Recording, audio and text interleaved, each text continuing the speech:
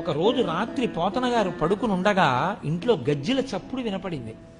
ఇదేమిటి అందరూ పడుకుంటే గజ్జెల చప్పుడు వినపడింది అని పోతన గారు దీపం పట్టుకుని వెడితే ఎదురుగుండా నిలబడి ఉంది సరస్వతీదేవి. అది కూడా ఎలా నిలబడింది, వెక్కి వెక్కి ఏడుస్తూ కనపడింది. ఆయన అమ్మవారి కాళ్ళ దగ్గర కూర్చుని, అమ్మా ఎందుకమ్మా ఏడుస్తున్నావో, నా నట్టింట నిలబడి దేనికి ఏడుస్తున్నావమ్మా అని అడిగారు.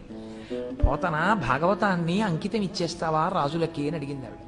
అప్పుడు ఆయన అంటే భాగవతం పోతన గారు ఆంధ్రీకరించినది ఎంత శక్తివంతమో మీరు చూడండి. ఇంత గొప్ప స్థితి ఏ భాషకుందండి తెలుగు భాష ముందు.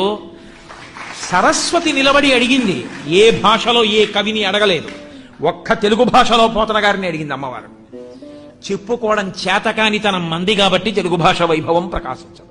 ఏం అక్కర్లేదమ్మా, నిన్ను పట్టుకెళ్ళి అలా కర్ణాటక కిరాత కీచకులకు అమ్మను త్రిశుద్ధిగా